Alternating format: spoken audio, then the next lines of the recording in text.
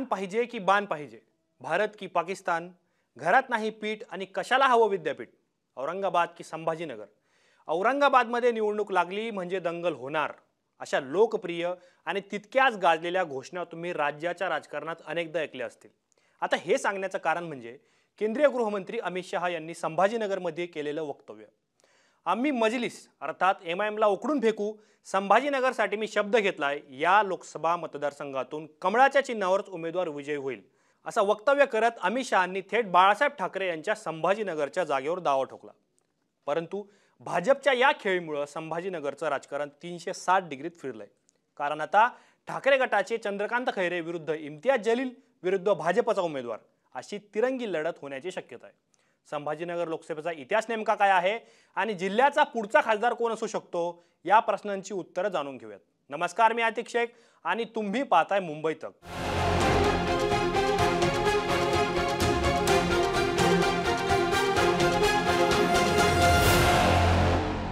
छत्रपती संभाजीनगर म्हणजे पूर्वीचं औरंगाबाद, फतेपूर, खडकी, औरंगाबाद आणि आता संभाजीनगर.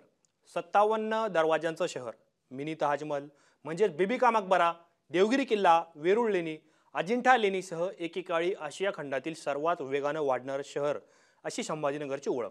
वाळूज पंढरपूरसह शेंद्रा DMIC मुळे भारताच्या औद्योगिक नकाशावर आलेलं संभाजीनगर. वेगवेगळी साम्राज्य, सत्ता आणि सरकार या शहराने पाहिलेली. निर्माणापासून या शहराचं नाव काय असेल यावरून नेहमीच वाद झाल्याचं सांगितलं जातं. 1604 मध्ये अहमदनगरच्या निजामशहाचा मंत्री मलिक अंबरने औरंगाबाद अर्थात संभाजीनगरची निर्मिती केली होती. सातवाहन, विक्रमादित्य, कृष्णदेवराय या राजांची संभाजीनगरवर सत्ता होती. जायकवाडीच्या कवेत असलेलं पैठण ही सातवाहन राजघराण्याची राजधानी, तर देवगिरी म्हणजे दौलताबाद ही यादवांची राजधानी होती. 1308 मध्ये अलाउद्दीन खिलजीने आक्रमण करत तत्कालीन औरंगाबादला दिल्लीशी कनेक्ट केलं. त्यानंतर 1327 साली मोहम्मद बिन तुघलकने दिल्ली सोडून सगळा राज्यकारभार देवगिरीला हलवला. निर्णय फसल्याचं लक्षात येताच तुघलक पुन्हा दिल्लीला निघून गेला. दख्खनमध्ये ताबा मिळवण्यासाठी सन 1681 साली औरंगजेब देवगिरीवर आला. 1707 साली त्याचं निधन झालं आणि त्यानंतर तत्कालीन औरंगाबादचा ताबा हा हैदराबादच्या निजाम कडे आला. त्यानंतर 1947 साली भारत स्वतंत्र झाला, परंतु तोपर्यंत मराठवाडा काही स्वतंत्र झालेला नव्हता. तत्कालीन औरंगाबाद, जालना, बीड, परभणी, हिंगोली, नांदेड, लातूर आणि पूर्वीचं उस्मानाबाद आणि आताचं धाराशिव हे जिल्हे हैदराबादच्या निजामाच्या अधिपत्याखाली होते. त्याच वेळी तत्कालीन गृहमंत्री सरदार वल्लभभाई पटेल यांनी ऑपरेशन पोलो राबवत संपूर्ण मराठवाडा भारतात म्हणजे महाराष्ट्रात सामील करून घेतला. एवढा सगळा इतिहास सांगण्याचं कारण म्हणजे संभाजीनगरच्या वर्तमानातील राजकीय घडामोडींचा थेट संबंध हा शहराच्या भूतकाळाशी जोडलेला आहे. तर तो कसा, तर मराठवाडा मुक्तीसंग्राम, त्यानंतरचा सांप्रदायिक हिंसाचार, आंबेडकरी चळवळ, मराठवाडा विद्यापीठाचं नामांतर, संभाजीनगर जिल्ह्याचं नामांतर, शिवसेना आणि MIMची जिल्ह्यात एंट्री कशी झाली हे पाहण्यापूर्वी संभाजीनगरमधून आतापर्यंत कोणकोणते खासदार झाले हे समजून घ्यायला लागेल. मराठवाडा मुक्तीसंग्राम चळवळीतील प्रमुख चेहरा असलेले स्वामी रामानंद तीर्थ यांनी तत्कालीन औरंगाबाद लोकसभेचं संसदेत नेतृत्व केलं. 1952 साली देशात पहिल्यांदा निवडणूक झाली आणि त्या निवडणुकीत काँग्रेसचे सुरेशचंद्र हे निवडून आले. पुढच्याच निवडणुकीत काँग्रेसकडून स्वामी रामानंद तीर्थ हे खासदार झाले. सलग दुसऱ्यांदा विजय मिळवूनही काँग्रेसने नव्या चेहऱ्याला संधी दिली. परिणामी 1962 आणि 1967 अशा दोन निवडणुकांमध्ये भाऊराव देशमुख यांनी लोकसभा निवडणुकीत विजय मिळवला. 1971 मध्ये काँग्रेसने पुन्हा भाकरी फिरवत माणिकराव पालोदकरांना तिकीट दिलं. पालोदकर निवडून आले, परंतु पुढच्या काही वर्षांमध्ये तत्कालीन पंतप्रधान इंदिरा गांधी यांनी घेतलेल्या काही निर्णयामुळे देशात काँग्रेस विरोधी वातावरण तयार होत होतं. परिणामी 1977 साली झालेल्या निवडणुकीत काँग्रेसचा अभेद्य गट ढासळला. संभाजीनगरातून बापू काळदाते हे मोठ्या मताधिक्याने विजयी झाले. स्वातंत्र्यानंतर संभाजीनगरमध्ये बिगर काँग्रेसी उमेदवार निवडून येण्याची पहिलीच वेळ होती. परंतु 1980 साली झालेल्या निवडणुकीत काँग्रेसने अल्पसंख्याक चेहरा असलेल्या सलीम काझी यांना संधी दिली. इंदिरा गांधी यांच्या झंझावातामुळे काझी लोकसभेवर निवडून सुद्धा आले. 1984 साली इंदिरा गांधींची हत्या झाली आणि राजीव गांधी यांचा राजकीय उदय झाल्यानंतर काँग्रेसने पुन्हा एकदा संभाजीनगरमध्ये उमेदवार बदलला. संभाजीनगर ग्रामीणमधून येणाऱ्या साहेबराव पाटील डोणगावकर यांना उमेदवारी देण्यात आली. साहेबराव पाटील जिंकले, परंतु इथूनच खऱ्या अर्थानं काँग्रेसचं अधपतन होण्यास सुरुवात झाली होती. राम मंदिर आंदोलन, हिंदुत्ववादी राजकारणामुळे मराठवाड्यात एक मतपेढी तयार होत होती. याचाच फायदा घेत बाळासाहेब ठाकरेंनी मुंबई बाहेर शिवसेनेचा विस्तार करण्यास सुरुवात केली. बाबरी प्रकरणात आक्रमक भूमिका घेणाऱ्या मोरेश्वर सावे यांना शिवसेनेने पाठिंबा दिला. परिणामी 1989 आणि 1991 अशा सलग दोन निवडणुकांमध्ये मोरेश्वर सावेंनी विजय मिळवला. 1996 साली शिवसेनेच्याच तिकिटावर प्रदीप जयस्वाल हे लोकसभेवर निवडून गेले. मात्र 1998 साली काँग्रेसने कमबॅक केलं. रामकृष्ण बाबा पाटील यांनी विजय मिळवत शिवसेनेला मोठा धक्का दिला. परंतु ही तर वादळापूर्वीची शांतता होती. कारण त्यानंतर जे काही झालं, जे काही घडलं, याचा प्रत्येक संभाजीनगर साक्षीदार आहे. काँग्रेसचे दिग्गज नेते बॅरिस्टर अब्दुल रहमान अंतुले यांचा पराभव करत शिवसेनेचे फायरब्रँड नेते चंद्रकांत खैरेंनी लोकसभेत प्रवेश केला. त्यावेळी खैरे हे जायंट किलर ठरल्याची चर्चा झाली. त्यानंतर 2004, 2009 आणि 2014 अशा सलग 4 वेळा चंद्रकांत खैरेंनी काँग्रेसच्या उमेदवाराला धूळ चारत शिवसेनाच संभाजीनगरची किंग असल्याचं सिद्ध केलं. परंतु त्यानंतर मोठा घोळ झाला. संभाजीनगरच्या राजकारणाचा पोत बदलला. कारण चंद्रकांत खैरे आणि हर्षवर्धन जाधव यांच्या राजकीय भांडणात पत्रकारितेतून राजकारणात आलेल्या इम्तियाज जलीलांचा लाभ झाला. केवळ 44 मतांनी इम्तियाज जलील यांचा निसटता विजय झाला. आता संभाजीनगरमध्ये 2014च्या लोकसभा निवडणुकीचं चित्र कसं असेल हे समजून घेण्यापूर्वी 2014 आणि 2019 मध्ये संभाजीनगरात काय झालं होतं हे समजून घ्यावं लागेल.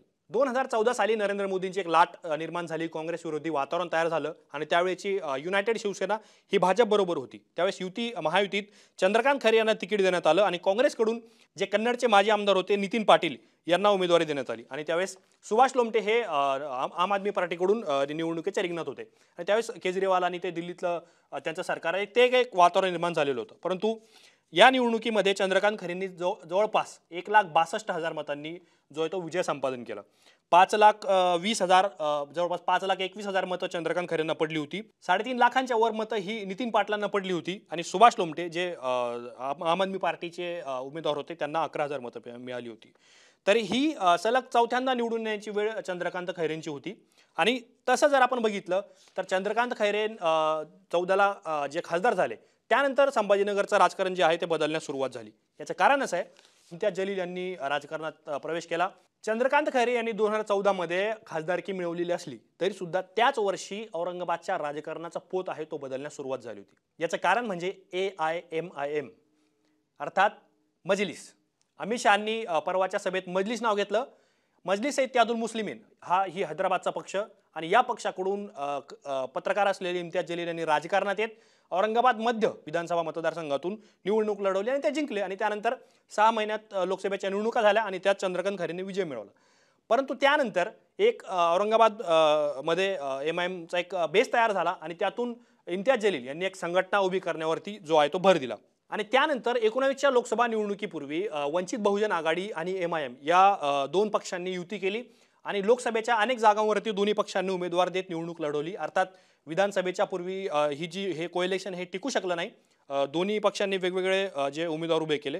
परंतु सगळ्यात यशस्वी प्रयोग आपण ज्याला म्हणू वंचित आणि MIM युतीचा तो औरंगाबाद अर्थात संभाजीनगरमध्ये झाल्याचं आपल्याला पाहायला मिळालं. सय्यद इम्तियाज जलील जे 19 मध्ये निवडून आले आणि तिथे हर्षवर्धन जाधव जे होते जे कन्नडचे त्यावेळेसचे आमदार होते त्यांनी सुद्धा लोकसभा लढवली. त्यांनी जवळपास 2,83,000 मतं घेतली. परिणामी चंद्रकांत खैरेंनी याचा फार मोठा फटका बसला. चंद्रकांत खैरेंना 3,84,000 मतं मिळाली आणि इम्तियाज जलील त्यांना 3,89,000 मतं मिळाली. इम्तियाज जलील यांचा विजय झाला. आता ही स्टोरी कशी होती? ही स्टोरी फार इंटरेस्टिंग आहे. जिल्हा परिषदेची निवडणूक होती आणि जिल्हा परिषद निवडणुकीमध्ये चंद्रकांत खैरेंनी हर्षवर्धन जाधव यांच्या विरोधात कन्नड तालुक्यात काम केलं म्हणून हर्षवर्धन जाधव संतापले होते आणि त्यांनी खासदारकीच्या निवडणुकीत खैरेंना सहकार्य करायचं नाही अर्थात त्यांच्या विरोधात प्रचार करायचा अशी भूमिका त्यांनी घेतली होती. आणि त्यातून खैरे आणि जाधव असा एक संघर्ष निर्माण झाला आणि त्या संघर्षातून खैरेंना जो आहे तो पराभव आपल्याला स्वीकारायला लागल्याचं पाहायला मिळालं. संभाजीनगर लोकसभेचं 2024चं गणित कसं असेल हे समजून घेण्यापूर्वी आपल्याला जिल्ह्यातील विधानसभा मतदारसंघांची स्थिती काय आहे हे पाहावं लागेल. कन्नड विधानसभा मतदारसंघातून सध्या शिवसेनेचे म्हणजे शिवसेना ठाकरे गटाचे उदयसिंग राजपूत हे आमदार आहेत. यापूर्वी जे हर्षवर्धन जाधव जे एकदा मनसेकडून आमदार झाले होते एकदा शिवसेनेकडून आमदार झाले होते ते सुद्धा कन्नड विधानसभा मतदारसंघातून आमदार झाले होते. त्यानंतर औरंगाबाद मध्य जिथे 2014 साली इम्तियाज जलील निवडून आले होते त्या मतदारसंघात 2019 साली शिवसेनेचे प्रदीप जयस्वाल निवडून आले. परंतु शिवसेनेत फूट पडल्यानंतर प्रदीप जयस्वाल यांनी शिंदे गटाला पाठिंबा दिला. तर औरंगाबाद पश्चिम म्हणजे संभाजीनगर पश्चिम मध्ये संजय शिरसाट जे मुख्यमंत्री एकनाथ शिंदे यांचे अत्यंत विश्वासू नेते मानले जातात ते शिंदे गटात आहेत.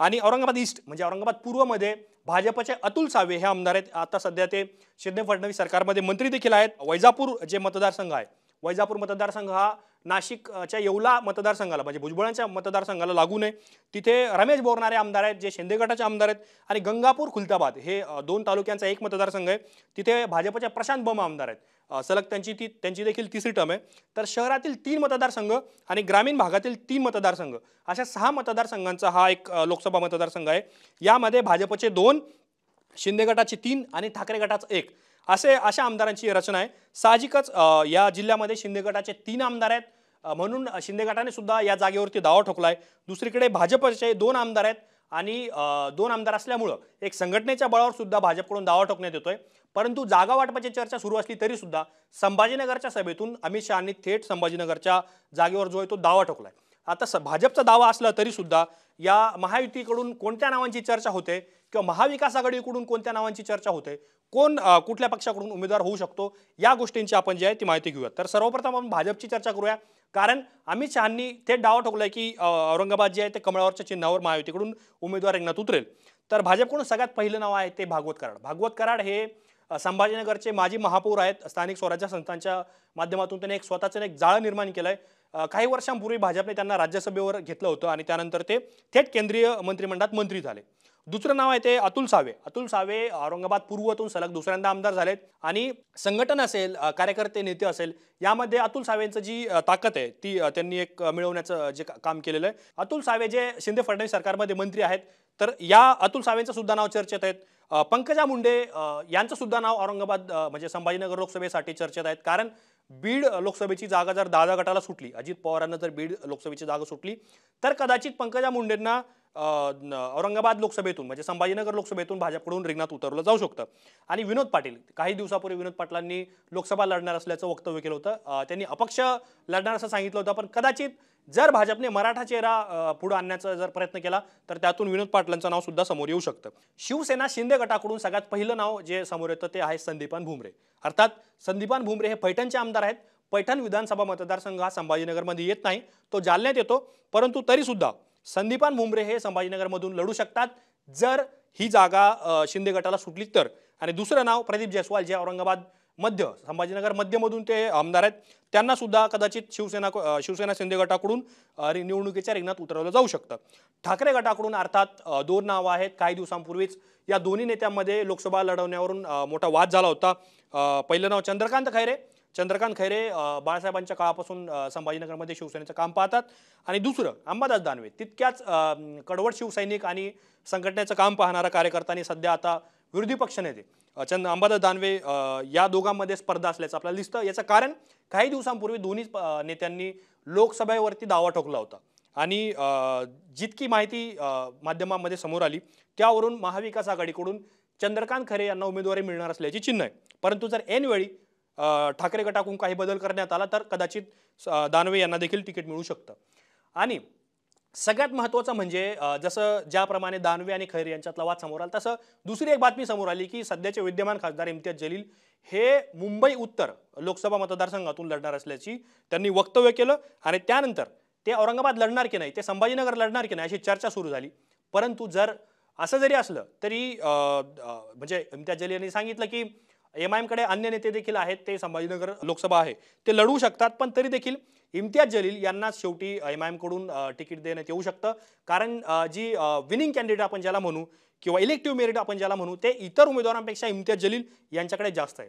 आणि जर ते मुंबईत गेले मुंबई उत्तर असेल किंवा अन्य मतदारसंघातून त्यांनी निवडणूक लढवली तर कदाचित दुसऱ्या उमेदवाराचा शोध जो आहे तो MIM कडून घेण्यात येऊ शकतो पण सध्या तरी इम्तियाज जलील हे MIM कडून मुख्य दावेदार असल्याचं दिसून येत आहे आणि असं असलं तरी सुद्धा वंचित आता MIM सोबत नाहीये आणि आता सध्या तरी महाविकास आघाडीसोबत वंचितची युती झालेली नाहीये आणि जर निवडणुकीपर्यंत हे चित्र असंच राहिलं तर वंचितकडून दुसऱ्या एखाद्या उमेदवाराचा शोध जो आहे तो घेतला जाऊ शकतो अशा वेळेस वंचित कुठला उमेदवार देणार हे सध्या तरी निश्चित नाहीये एक आंबेडकरी चळवळीचा मोठा इतिहास जो आहे तो संभाजीनगरला राहिलेला आहे वंचितची फार मोठी मतं गेम चेंजर या लोकसभा मतदारसंघामध्ये ठरतात जर वंचितकडून एखादा उमेदवार रिंगणात आला तर मोठा ट्विस्ट या निवडणुकीत आपल्याला पाहायला मिळणार आहे तर काही नावांची आपण चर्चा केली परंतु या लोकसभा मतदारसंघामध्ये प्रामुख्याने प्रश्न काय आहेत आणि त्या प्रश्नावरती कुठल्या प्रश्नावरती जी आहे ती निवडणूक होऊ शकते या गोष्टींची आपण जरा माहिती घेऊया तर गेल्या अनेक वर्षांपासून संभाजीनगरमध्ये समांतर जलवाहिनी प्रकल्प याची नेहमी चर्चा होत असते। हा प्रकल्प गेल्या अनेक वर्षांपासून सुरू आहे, परंतु या प्रकल्पाचं काम अद्याप पूर्ण झालेलं नाही। दुसरीकडे शहरी आणि ग्रामीण या दोन्ही विभागांमध्ये अनेक ज्या समस्या आहेत त्या समस्या पुढे येत असतात। तुम्हाला माहित असेल संभाजीनगरमध्ये पाण्याचा प्रश्न आणि कचऱ्याचा प्रश्न हा प्रचंड भीषण बनलेला आहे। काही महिन्यांपूर्वी नारेगावमध्ये जो कचरा डेपो आहे तिथे कचरा टाकण्यावरून नागरिक आणि पोलिसांमध्ये जो आहे तो संघर्ष झाल्याचं आपल्याला पाहायला मिळालं होतं। दुसरीकडे भाजपने संभाजीनगरमध्ये जे संघटन उभं केलं, जे कार्यकर्त्यांचं जाळं निर्माण केलं, त्या आक्रोश मोर्चाच्या माध्यमातून भाजपने संभाजीनगरमध्ये पाण्याचा प्रश्न जो आहे तो भीषण आहे आणि त्याला वाचा फोडण्याचं काम भाजपकडून करण्यात आलं होतं। जायकवाडी धरण आहे उशाला, म्हणजे धरण उशाला आणि कोरडघशाला अशी काहीशी स्थिती संभाजीनगरची आहे। तर पाण्याचा आणि कचऱ्याचा प्रश्न हा संभाजीनगरसाठी अत्यंत महत्त्वाचा आहे। दुसरं आरोग्याच्या सुविधा, म्हणजे घाटी रुग्णालय जे आहे संभाजीनगरचं ते संपूर्ण मराठवाड्यातील रुग्णांसाठी अत्यंत महत्त्वाचं रुग्णालय, परंतु तिथे सुद्धा काही समस्या रुग्णांना नेहमीच ज्या आहेत त्या जाणवत असतात। जायकवाडी वॉटर ग्रीडचा जो मुद्दा आहे तो सुद्धा चर्चेत येण्याची शक्यता आहे। आणि आपण जर बघितलं तर की कन्नड, गंगापूर आणि वैजापूर हे संभाजीनगरचे 3 विधानसभा मतदारसंघ हे ग्रामीण मधून येतात आणि तिथं जे सिंचन आणि शेती सहकार किंवा वेगळ्या ज्या शेतीशी संबंधित ज्या समस्या आहेत हा समस्या प्रामुख्याने आपल्याला असल्याचं दिसून येतं। म्हणजे जो गंगापूर आणि पैठणचा जो पट्टा आहे जो गोदावरी लगत आहे त्या पट्ट्यामध्ये सिंचनाच्या सुविधा चांगल्या पद्धतीने उपलब्ध आहेत, परंतु आपण ज्या पद्धतीने वर जळगावच्या दिशेने आपण जर गेलो संभाजीनगर लोकसभा मतदारसंघात तर तिकडे पाण्याच्या सुविधा ज्या आहेत त्या उपलब्ध नाही आहेत। MIDC वाळूज पंढरपूर MIDC ही महाराष्ट्रातल्या ज्या मोठ्या MIDC आहेत त्यामध्ये वाळूज MIDC चं नाव घेतलं जातं। काही दिवसांपूर्वीच म्हणजे मला वाटतं की मोदी सरकार आल्यानंतर DMIC जो प्रकल्प आहे केंद्र सरकारचा तर तो शेंद्रा बिडकीन या भागामध्ये तो आला आणि त्या प्रकल्पावरून सुद्धा राजकारण जे आहे तर ते पेटू शकतं। स्थानिक तरुणांना रोजगार या औद्योगिकरणाच्या माध्यमातून किती मिळेल हा सुद्धा एक महत्त्वाचा मुद्दा आहे। दुसरीकडे विमानतळांचं जे विस्तारीकरण होत आहे किंवा नामांतराचा मुद्दा जो आपण सातत्याने चर्चेत घेतो की शहराचं नामांतर असेल किंवा विद्यापीठाचं नामांतर असेल यावरून सुद्धा राजकारण जे आहे ते तापू शकतं। शिवसेनेत फूट पडल्यानंतर संभाजीनगर जिल्ह्यातील 5 आमदार जे आहेत ते शिंदे गटात गेले आणि 1 आमदार जो आहे तो ठाकरे गटात राहिला। त्यामुळे शिवसेना कुणाची, शिंदेंची की ठाकरेंची, हा मुद्दा संभाजीनगरमध्ये फार महत्त्वाचा ठरताना आपल्याला दिसू शकतो। एकनाथ शिंदे असेल किंवा उद्धव ठाकरे असतील यांनी काही गेल्या दिवसांमध्ये संभाजीनगरच्या वेगवेगळ्या भागांमध्ये सभा सुद्धा घेतलेल्या आहे। त्यामुळे येणाऱ्या लोकसभा निवडणुकीमध्ये शिंदे आणि ठाकरे गटामध्ये जोरदार आपल्याला जो आहे संघर्ष तो पाहायला मिळू शकतो। मराठवाड्यात शिवसेनेचा भगवा फडकावा यासाठी बाळासाहेब ठाकरेंच्या अनेक शिलेदारांनी संघटनात्मक बांधणीवर लक्ष देण्याचं काम केलं। त्यामध्ये माजी मुख्यमंत्री मनोहर जोशी, सुधीर जोशी, छगन भुजबळ, दिवाकर रावते, प्रदीप जयस्वाल, संजय शिरसाट या नेत्यांचं मोठं योगदान होतं। संभाजीनगरबद्दल सर्वात महत्त्वाची गोष्ट म्हणजे देशात जे अल्पसंख्याक बहुल जिल्हे आहेत जे मानले जातात त्या यादीत संभाजीनगरचा समावेश होतो। संभाजीनगर शहर आणि ग्रामीण भागात अल्पसंख्याकांची मोठी संख्या आहे। गुलाम दस्तगीर, अलफ खान, दादा मिया, तकी हसन खान, जावेद हसन खान, अमानुल्ला मोतीवाला, अब्दुल अजीम, काजी सलीम आणि आता इम्तियाज जलील या नेत्यांनी जिल्ह्याच्या राजकारणावर मोठा ठसा उमटवलाय। इतकंच नाही तर प्रसिद्ध उर्दू शायर सिकंदर अली वज्द हे सुद्धा काँग्रेसकडून राज्यसभेवर गेले होते। याशिवाय पेशाने निष्णात वकील असलेल्या रफिक झकरिया यांनी देखील शहराचं नेतृत्व केलं। सिडको हडकोची निर्मिती, आरोग्य आणि शिक्षण क्षेत्रात झकरियांनी मोठं काम केलं।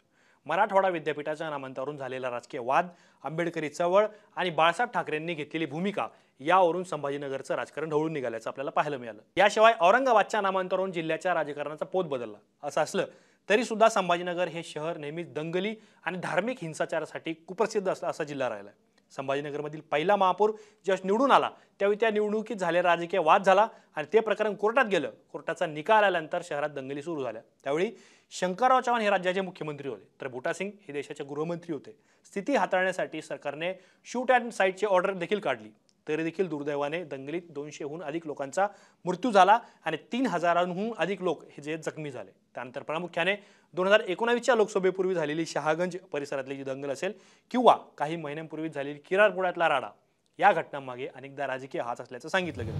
त्यामुळे या प्रकरणाचे जे पडसाद आहेत ते पडसाद लोकसभा निवडणुकीमध्ये जे उमटण्याची शक्यता जास्त आहे। त्यामुळे आगामी लोकसभा निवडणुकीत 3 पक्षांच्या 3 उमेदवारांमध्ये थेट लढत होणार असल्याचं चित्र आहे। संभाजीनगरचा पुढचा खासदार कोण असेल याबद्दल तुम्हाला काय वाटतं हे आम्हाला कमेंट बॉक्समध्ये कळवा। असेच माहितीपूर्ण व्हिडिओ पाहण्यासाठी मुंबई तकच्या YouTube चॅनलला सबस्क्राईब करायला विसरू नका।